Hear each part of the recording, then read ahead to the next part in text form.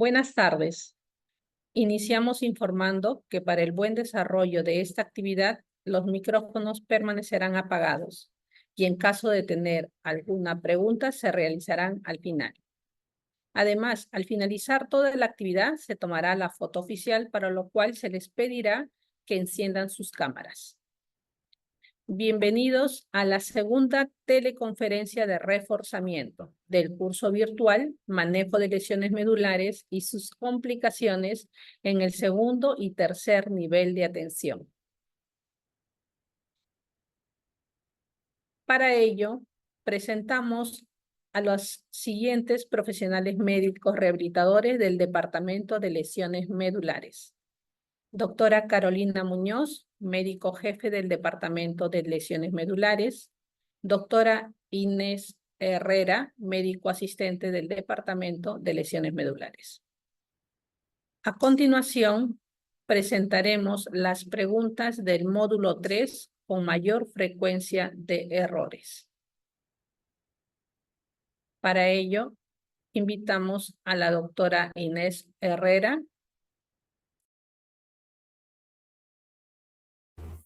Buenos días con todos, mi nombre es Inés Herrera. Vamos a comenzar con la resolución de las preguntas que tuvieron mayor errores en el módulo de las úlceras por presión, ¿no? El módulo 3 y 4. Respecto a la presión, mientras mayor sea la superficie de apoyo, menor será la presión. Es una proposición. En este caso la respuesta es verdadera. Debemos recordar la imagen, ¿no? En la cual está el paciente echado. Cuando tiene, digamos, mayor superficie de apoyo, va a haber menor presión. Por eso es que los cambios posturales en un paciente que está en decúbito digamos, más espaciado con respecto a un paciente que está en sedente, donde hay menor superficie de apoyo. Muy bien, la pregunta número 2. Determine la proposición verdadera respecto a la clasificación de las úlceras por presión. Aquí la respuesta era la alternativa A. En la categoría de estadio 2, una ampolla flictena serosa cerrada o rota. Debemos recordar que las lesiones ampollosas ya hay una alteración que va por debajo del epidermis, así es que estamos hablando de una categoría o estadio 2. Respecto a la respuesta B, la categoría o estadio 4, digamos, la definición correcta sería la que está en la D, ¿no? Pérdida de tejidos completa con el hueso o tendón o músculos expuestos. La categoría 1 es aquella en la que no hay una alteración del epidermis, es un eritema no blanqueable, ¿no? Entonces no hay una herida abierta en estadio 1. Y la categoría estadio 3 sería la que corresponde a la definición de que está ahorita en la B, ¿no? Una grasa subcutánea que puede estar visible, pero ni hueso, ni tendón, ni músculo están expuestos. La pregunta número 3. Respecto a las medidas preventivas de úlceras por presión, ¿cuál de las siguientes alternativas es falsa?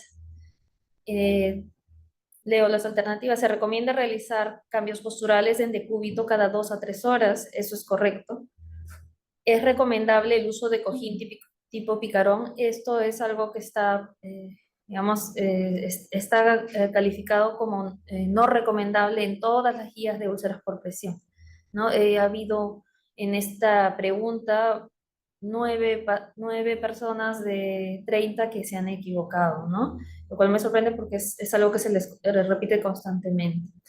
Pero tal vez es algo que está muy arraigado, digamos, en nuestra cultura popular, ¿no? La alternativa C, se recomienda el uso de semestática en pacientes de bajo riesgo. Eso es correcto. Las dinámicas estarían indicadas en pacientes con riesgo moderado a severo. La alternativa D, se recomienda el uso de colchones de aire alternante en pacientes con traumatismo de la médula espinal en etapa aguda. Esto también está contraindicado, ya que en etapa aguda a veces el paciente puede tener una lesión inestable y podríamos complicar su tratamiento, ¿no? Primero tiene que salir de esta etapa aguda para poder pasar. Eso básicamente en pacientes que tienen una etiología traumática, claro, ¿no? En pacientes etiología no traumática no tendrían esa contraindicación. Y la alternativa es, se recomienda realizar cambios posturales en sedente de cada 15 a 20 minutos. Nuevamente lo de los cambios posturales es importante que tanto la alternativa A como la alternativa B las tengan bien fijadas en pacientes con lesión de médula espinal. ya que nuestros pacientes no van a tener sensibilidad y es importante realizar el cambio postural como medida de prevención de úlceras por presión. Siguiente pregunta. En cuanto a la pregunta 4, respecto a los factores de riesgo de úlceras por presión, ¿cuál de las siguientes alternativas es falsa? Aquí la alternativa correcta sería la alternativa B. Déficit de conocimientos del paciente y o cuidador son factores de riesgo intrínsecos, ¿no? Porque estaríamos hablando de riesgos extrínsecos. Hay unas diapositivas en la cual se nombran los riesgos intrínsecos y extrínsecos. Hay que recordar que los riesgos intrínsecos son aquellos propios del paciente o de las enfermedades del paciente, y riesgos extrínsecos los derivados a veces de procedimientos diagnósticos, en este caso de un déficit de conocimiento, etcétera, ¿no? Siguiente, por favor. La pregunta 5, respecto a las localizaciones de las úlceras por presión, determinen las zonas más frecuentes. En esta pregunta se han equivocado solo 3 de 30 personas. La respuesta correcta es todas las anteriores. Son las 3 más frecuentes digamos, sacro y talón, básicamente en la posición en decúbito supino, y tuberosidad isquiática cuando tenemos el paciente mucho tiempo en sedente. Recordemos que nuestros pacientes son usuarios de silla de ruedas, pero al no tener sensibilidad puede fácilmente desarrollar lesiones por presión si no realizan los cambios posturales cada 15 a 20 minutos. Siguiente pregunta, por favor. La pregunta 6, respecto a la escala de valoración de Braden, determine los ítems que evalúa. Aquí básicamente era recordar qué ítems van a evaluarse, que es el ítem A. Recordemos que pacientes de alto riesgo son aquellos que tienen una puntuación menor o igual a 2, ¿no? Entonces, tenemos los siguientes ítems: la percepción sensorial, humedad, actividad, movilidad, nutrición y fricción y deslizamiento. Eso sería todo de la parte de la capítulo de úlceras por presión. Paso con la doctora Muñoz. Gracias. A ver, sobre el módulo 3, ¿hay alguna pregunta de parte de los participantes?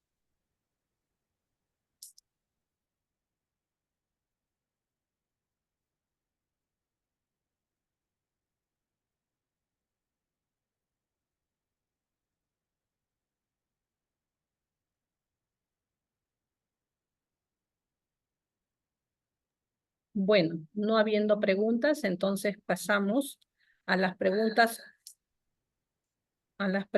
con mayor frecuencia erradas correspondientes al módulo 4, para lo cual invitamos a la doctora Carolina Muñoz Maldonado.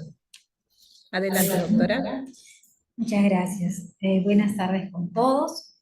Respecto a las preguntas del manejo de la vejiga neurogénica en el paciente con lesión de médula espinal, leemos la primera pregunta. Una pregunta respecto a neurofisiología. Respecto a anatomía, neuroanatomía, correlación.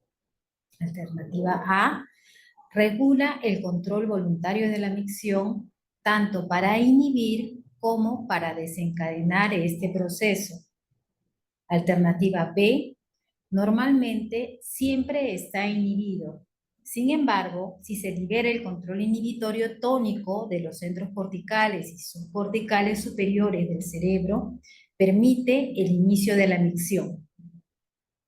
C, áreas de la corteza cerebral, núcleo detrusor, área 6 y 8 de Brodmann, y núcleo pudendo, área 1, 2, 3 y 4 de Brodmann. D, debe existir una comunicación coordinada entre los centros cerebrales, los centros medulares, el sistema nervioso periférico y el complejo vésico-uretral. Respecto a las alternativas leídas, correspondería al punto A indicar el circuito de Braille, el circuito número 1, ¿no?, que regula el control voluntario. Respecto al punto B, normalmente siempre está inhibido, se refiere al núcleo pontino de la micción. ¿no? Generalmente está inhibido, por eso generalmente nosotros mantenemos un estado de continencia, ¿no? Respecto al punto C, las áreas de la corteza cerebral descritas corresponden al control de la micción de los centros superiores, ¿no? Generalmente la corteza motora, ¿cierto? El punto D, debe existir una comunicación coordinada. Esto más que todo describe la coordinación en relación al almacenamiento y el vaciado de la vejiga. Siguiente, por favor. La pregunta número 2. Las condiciones para la evaluación óptima de un paciente con lesión de la médula espinal son las siguientes, excepto: el esfínter externo es de musculatura estriada, acción involuntaria y mantiene continencia pasiva. Entonces ya ahí hay una palabra clave, ¿no? Acción involuntaria. Por lo tanto, ya vamos descartando esa alternativa. La siguiente, el esfínter externo, perdón, dentro de la misma, el esfínter externo es de musculatura lisa, ¿no? También ya vamos viendo que se contrapone con lo anteriormente enunciado en la alternativa A, ¿no? Entonces, también pensamos que puede ir siendo descartada. ¿Es de acción voluntaria? Sí, y mantiene la continencia. Entonces, ahí también descartamos porque no es musculatura lisa. El esfínter interno es de musculatura lisa. Muy bien, es un esfínter funcional de acción involuntaria. Las condiciones para la evaluación óptima de un paciente son las siguientes, excepto. Esta es correcta, ¿no? El esfínter interno es de naturaleza estriada, tiene acción involuntaria y mantiene continencia activa. Diríamos que el esfínter interno es musculatura lisa. Por lo tanto, las alternativas son incorrectas, excepto la alternativa C.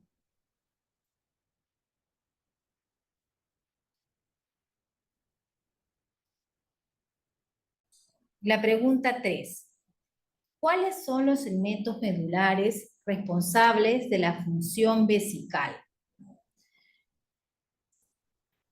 Hay una serie de enunciados que hacen referencia a segmentos de la médula espinal, ¿no? Tenemos el segmento T10 a L2, S2, S3 y S4, el segmento T1, T9 y segmentos sacros S1, S2, el segmento T10 a L2 y S2, S3, y los segmentos un poquito más altos, T6 a T9 y S2, S3 y S4.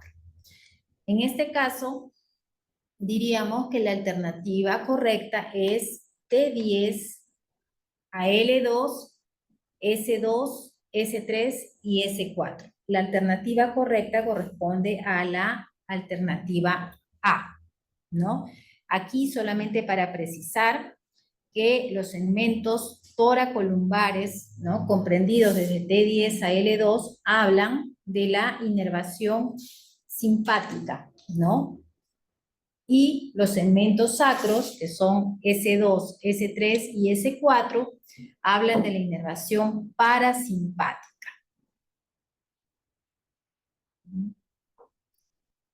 ¿Qué sistema es el responsable del vaciado vesical? Bueno, alternativa A, sistema simpático y parasimpático. Alternativa B, sistema parasimpático. Alternativa C, simpático y parasimpático. Alternativa D, sistema somático. Y alternativa E, la respuesta A y la respuesta D. Primordialmente, el responsable del vaciado vesical es el sistema parasimpático. ¿no? El cual se activa a través, digamos, de los receptores colinérgicos y produce la contracción del músculo detrusor.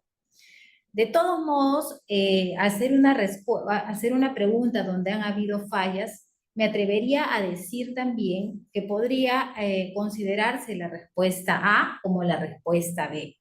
Porque si bien el responsable del vaciado vesical es el parasimpático, el sistema simpático, no de forma directa, pero sí también participa dentro de este vaciado. Siguiente, por favor. ¿Cuáles son los receptores predominantes en el cuerpo vesical? Tenemos alternativa A, colinérgicos, alfa y beta adrenérgicos. Alternativa B, beta adrenérgicos. Alternativa C, los receptores nicotínicos. Y alternativa D, los receptores colinérgicos. En este caso, los receptores predominantes son los receptores colinérgicos, ¿no? Principalmente los receptores de tipo muscarínico, M2 y M3. Los receptores nicotínicos son un tipo también de receptores, pero que más que todo tienen que ver con la musculatura estriada voluntaria. Los receptores beta-adrenérgicos, podría haber alguien que haya estudiado y diga, bueno, también están. Es verdad, pero no son los predominantes. Y los receptores alfa principalmente actúan a nivel del cuello vesical, ¿no? En el esfínter interno, porque sí. Entonces, en ese sentido, si respondemos de forma estricta a la pregunta, pues serán los receptores colinérgicos de tipo M2 y M3 los que de forma predominante actúan en el cuerpo vesical. Siguiente. En relación al diagnóstico de la disfunción neurogénica del tracto urinario inferior, correlación.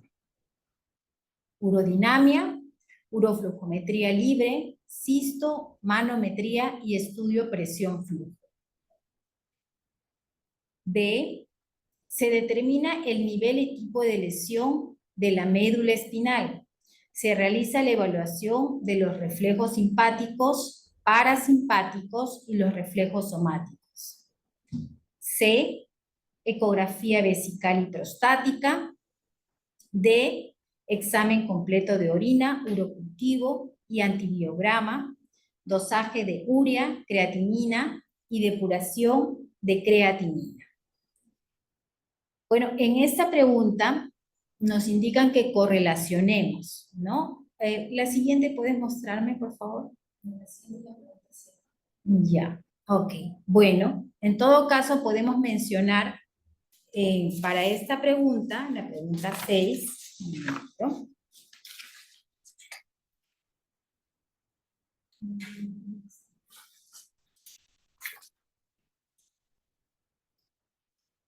que en el caso de urodinamia correspondería, en el punto A, correspondería a estudios urológicos especializados.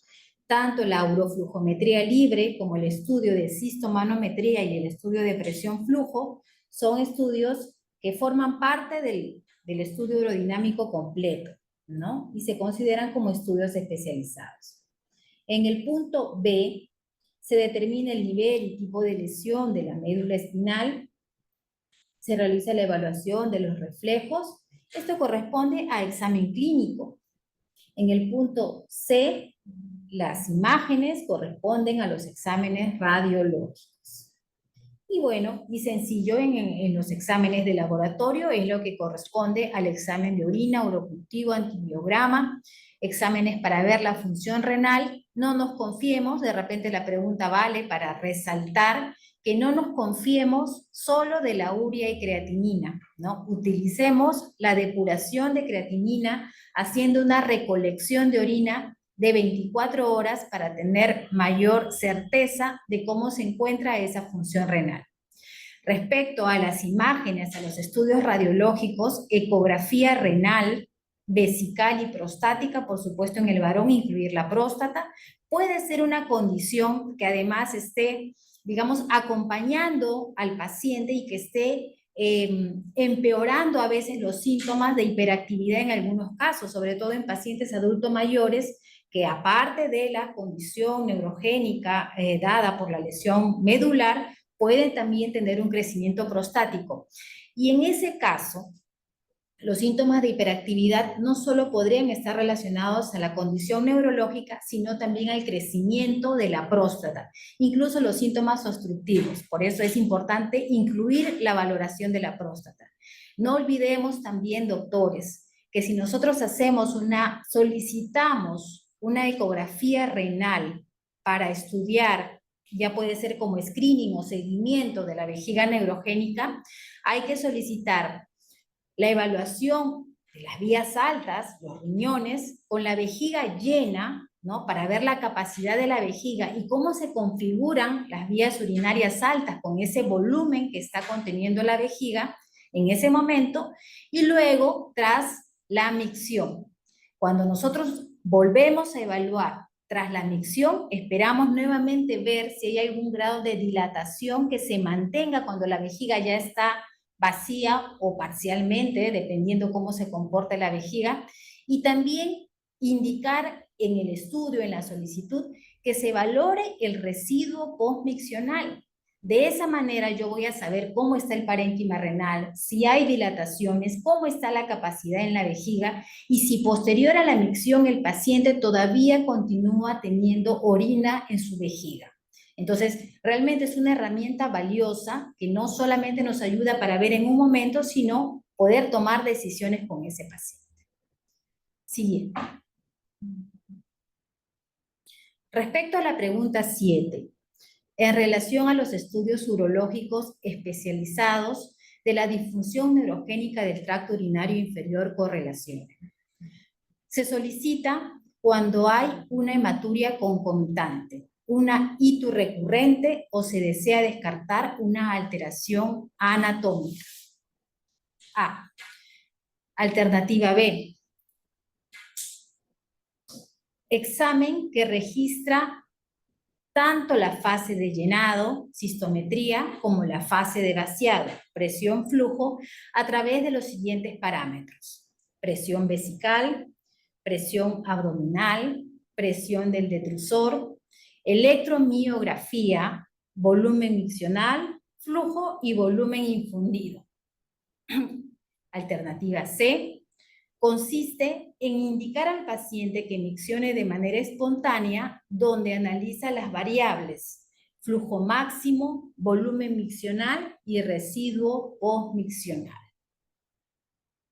Entonces, las alternativas a correlacionar ahí, en el punto A, una cistoscopía, ¿no? Antiguamente se utilizaba la cistoscopía como una herramienta de descarte de cáncer vesical en los pacientes usuarios de sonda vesical permanente por más de 10 años, porque sería encontrado como factor de riesgo el uso de sonda permanente. Actualmente ya no se indica en esa medida, ¿no? Los estudios recientes indican que ya no se debe realizar de forma rutinaria, pero sí tiene una indicación precisa, sobre todo cuando el paciente cuando se tiene que descartar alguna complicación añadida y no solo el estudio de la vejiga neurogénica. De repente un paciente que presenta hematuria, un paciente que presenta itus a repetición, utiliza el término recurrente, o sea, 3 o más al año, o 2 o más, ¿no? Al menos 2 en los 6 meses. Entonces, es necesario ampliar estudios. Ya no solo dar antibióticos, no solo tratar el síntoma, sino ver qué hay más, ¿no? A veces las ecografías no detectan todos los cálculos, las litiasis o incluso también las neoplasias. Entonces, plantear una cistoscopía cuando ya queremos descartar alguna otra complicación. La alternativa B, pues está bien sencillito, describe todas las partes de lo que viene a ser el estudio urodinámico.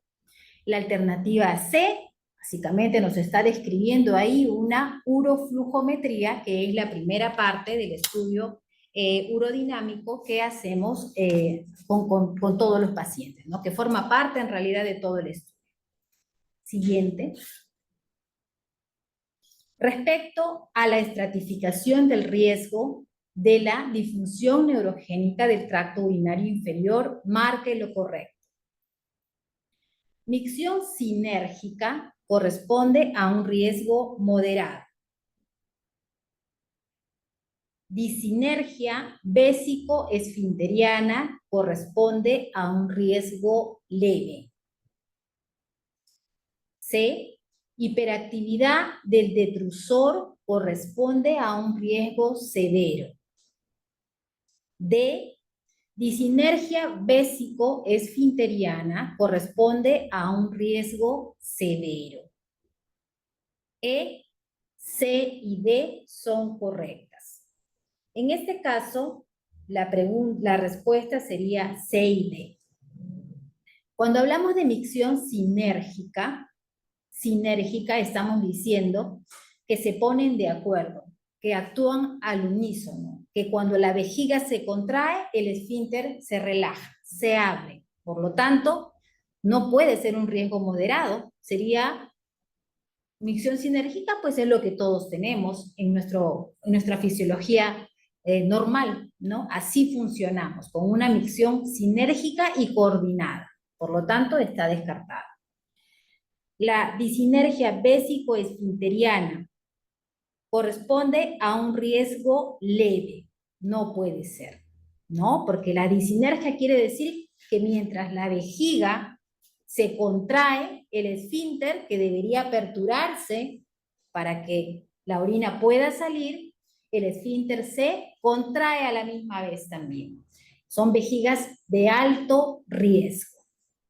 Y como ya dijimos, son correctas las dos últimas porque es verdad, la hiperactividad del detrusor es un riesgo severo y la disinergia, pues es un riesgo severo. Siguiente.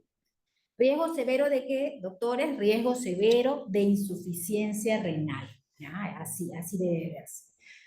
De muerte. La pregunta 9.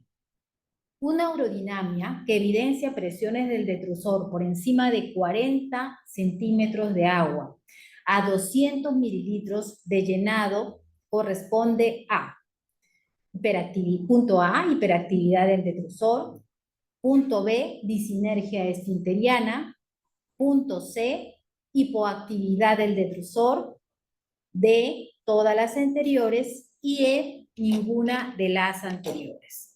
En este punto se ha considerado hiperactividad del detrusor. A ver, vayamos descartando. Generalmente, primero que este es un parámetro urodinámico, ¿no? Se establece durante el estudio. ¿En qué momento? Pues en la primera parte, en la cistomanometría. ¿Ya? Entonces, cuando la vejiga se va llenando y vemos que hay presiones de 40, quiere decir, y todavía nos indica la pregunta a 200, quiere decir que con una capacidad que no está muy alta, 200 no es la capacidad de un adulto, no llega ni siquiera a la mitad, ¿cierto? La capacidad de una persona adulta va entre los 500 a 600, pero si ya vemos que la presión está en 40, con una capacidad de 200, me está diciendo que ese detrusor está reaccionando al llenado, que la presión se está elevando, ¿no? Y por supuesto yo tengo que pensar en dos cosas. O que este detrusor está hiperactivo, que está reaccionando a ese llenado, aumentando la presión, o que este detrusor tiene una baja acomodación, una baja compliance que le llaman. Es decir, el detrusor no se distiende, no se estira. En la medida que la vejiga se va llenando, debería irse acomodando al nuevo volumen que va incrementando sin variar en modo significativo su presión. De las alternativas que nos muestran, no hay baja acomodación, no hay baja compliance, por lo tanto yo debería quedarme con la alternativa hiperactividad del detrusor. Para yo decir que es una disinergia esfinteriana, aparte de lo mencionado, tendría que añadir que tiene 40 centímetros de agua a un volumen de 200 y que además presenta una contracción a nivel de la musculatura externa, ¿no? A nivel del esfínter externo, ya sea por un estudio de electromiografía de aguja o en parche, pero en este caso no menciona el comportamiento del esfínter, por lo tanto no puede ser disinergia. Tampoco puede ser hipoactividad, porque lo que se ve ahí más bien es un aumento de las presiones. Siguiente.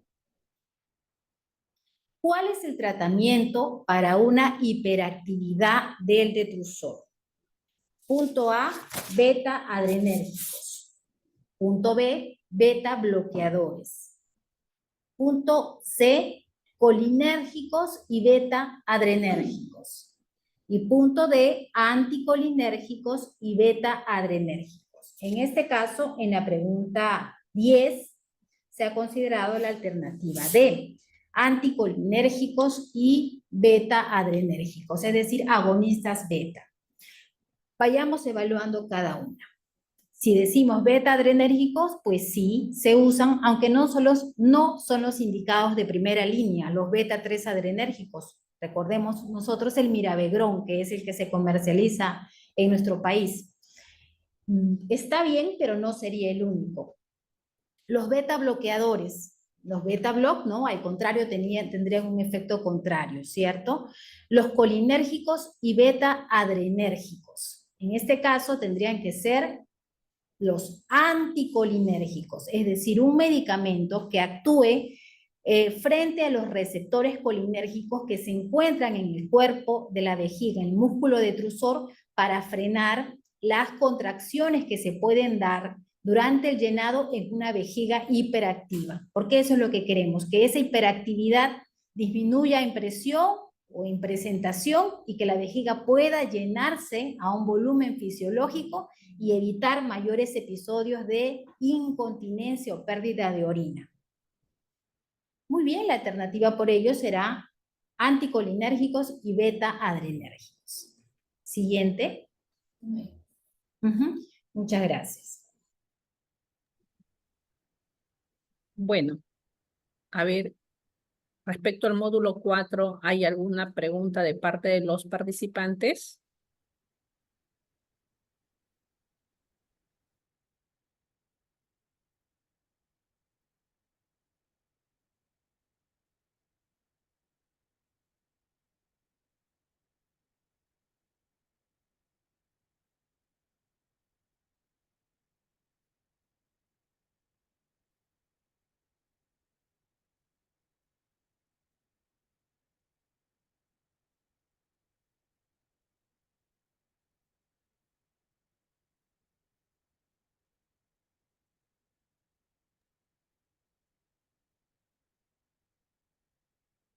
Bueno, no habiendo preguntas de parte de los participantes, agradecemos a la doctora Carolina Muñoz Maldonado y a la doctora Inés Herrera por su participación. Finalmente, vamos a proceder con la toma de foto oficial, por lo que les solicitamos puedan activar sus cámaras, para lo cual le brindaremos unos segundos.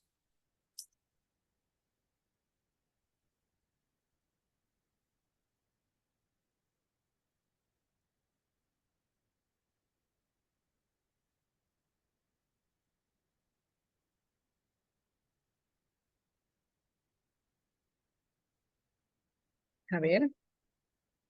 1, 2, 3. Una más, por favor.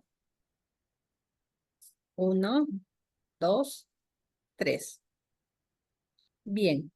Agradecemos la participación de los profesionales médicos del Departamento de Lesiones Medulares y de cada uno de ustedes por habernos acompañado el día de hoy.